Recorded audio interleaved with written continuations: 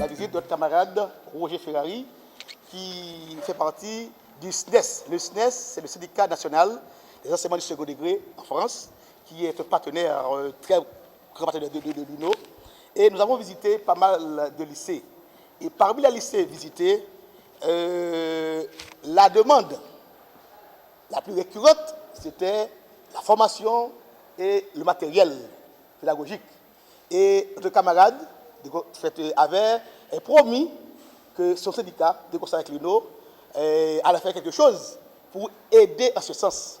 Ce que nous allons faire là, nous allons remettre aux 10 directions de lycée sélectionnées un ensemble de 35 bouquins. 35 bouquins, donc les titres sont là, vous pouvez les voir, parce qu'on n'a pas le temps pour citer tous les titres, mais il y a un certain nombre de titres vraiment intéressants qui vont servir, vous voyez, à la formation de nos jeunes. Et nos enseignants vont se ressourcer dans ce livre-là. Nous avons là un grand Larousse encyclopédique qui, je pense, est d'une importance capitale, et pour les enseignants et pour les élèves. Nous avons là fait un livre d'André Corton, et L'État faible, un livre très intéressant. Nous avons là un livre sur Estimé. Estimé, c'est l'un des chefs d'État haïtiens ayant marqué notre histoire politique positivement.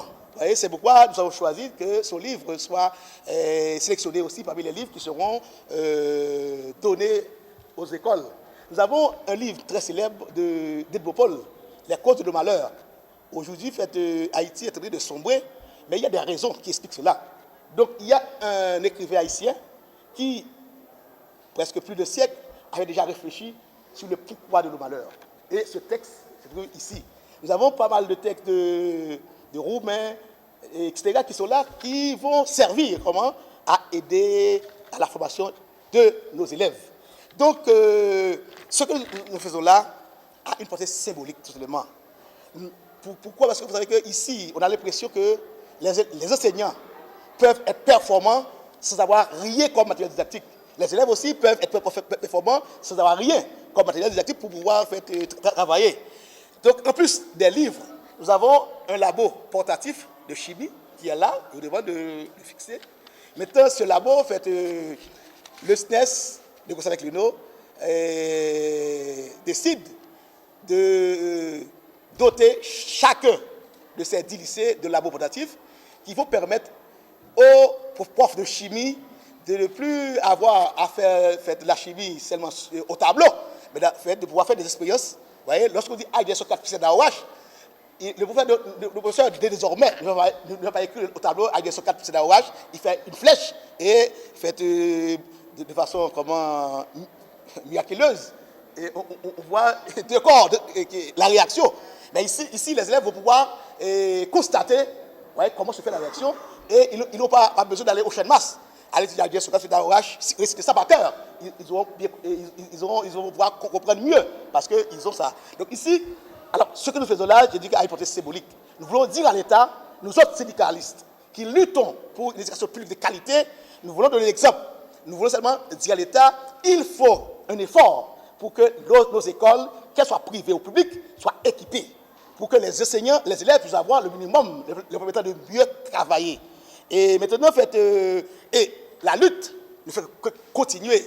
Donc, c'est pourquoi, je vais rapidement vous dire que pour porter l'État à prendre ses responsabilités en matière d'éducation en Haïti, l'UNO projette d'organiser le 28 janvier prochain une marche nationale qui va débuter avec une journée de grève, de grève renouvelable pour porter l'État à 1. Payer tous les années de salaire, 2. Accorder aux enseignants un salaire de base de 50 000 gouttes et accorder 34% du budget à l'éducation, etc.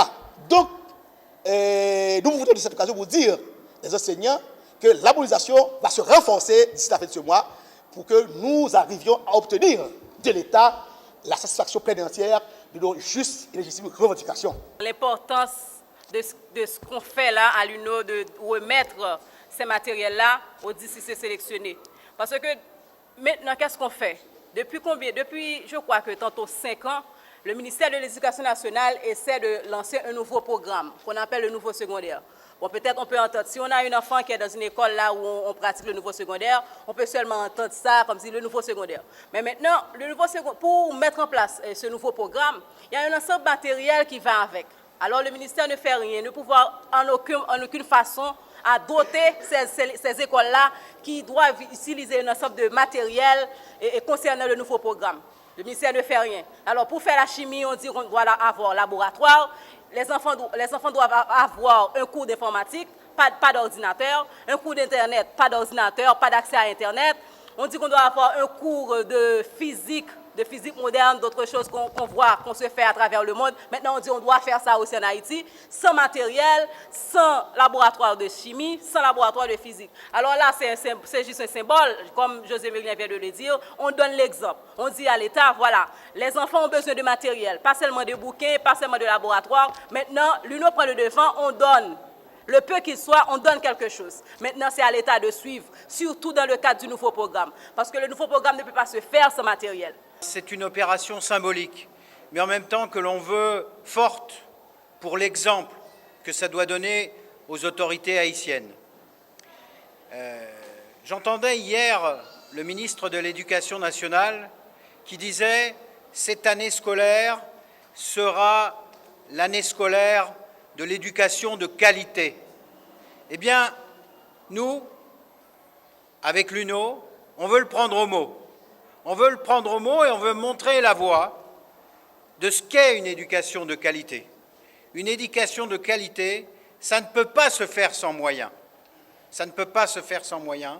Il faut, comme l'ont dit mes camarades, il faut que les enseignants et les enseignantes aient la possibilité de réfléchir, de se ressourcer et d'enseigner des contenus qui soient utilisables, qui soient à jour par rapport à ce qui se passe dans le monde, qui soient branchés avec la réalité.